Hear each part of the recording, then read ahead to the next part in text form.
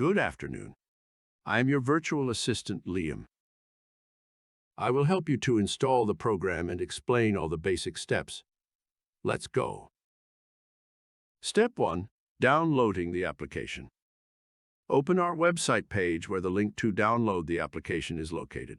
Usually it is in the description or in the pinned comment under the video. Click on the link to download the application. Save the application archive to your computer. Step 2. Extracting the archive.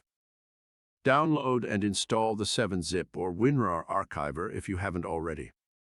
Then extract the archive using the 7-zip or WinRAR archiver. The archive is password protected. Enter the password 1234. Step 3. Installing the application. Before installing the application, it is recommended to temporarily pause your antivirus software to avoid possible compatibility issues. After extracting, find the executable file of the application X or Moni. Usually it has the extension X, and run it. Then follow the installer's instructions to install the application on your computer. That's it. You have successfully installed the program. All applications on our website are already active.